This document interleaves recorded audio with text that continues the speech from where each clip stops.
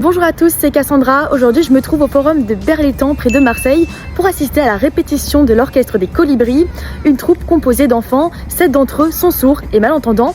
Mais qui a dit que musique et surdité n'étaient pas compatibles? Plonger dans l'univers des Colibris, c'est maintenant.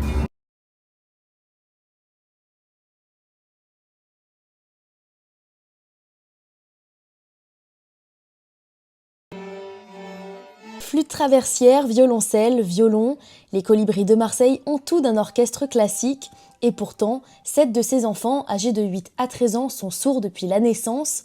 Équipés d'un implant cochléaire, ils entendent et jouent de la musique en ressentant les vibrations des instruments. Léandre, 10 ans, est victime de harcèlement à l'école. Ici, il se sent lui-même. Et quand j'ai vu qu'il y avait beaucoup de gens pareils que moi, c'est-à-dire sourds, je me suis dit je peux aller de l'avant comme ça. Mais la musique, c'est dans mon corps. Quand je joue, je ressens vraiment toutes les vibrations, mais je peux pas savoir si c'est vraiment juste ou pas.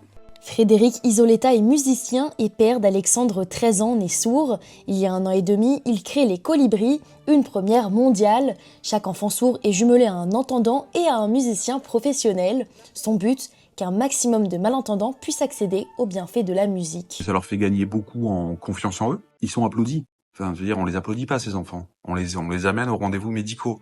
Ils ont un rendez-vous dans la semaine qui n'est pas médical. C'est la musique. C'est l'orchestre. Ils montent sur scène. Ils jouent. Ils mettent les pieds dans un conservatoire avec un handicap comme la surdité. Enfin, ça paraît surréaliste, en fait. Depuis 4 mois, l'orchestre s'est implanté à Berre, à 30 minutes de Marseille. Dans les années à venir, la famille des Colibris va encore s'élargir. De nouvelles troupes devraient voir le jour dans plusieurs villes de l'Hexagone, comme à Nice, dès septembre prochain.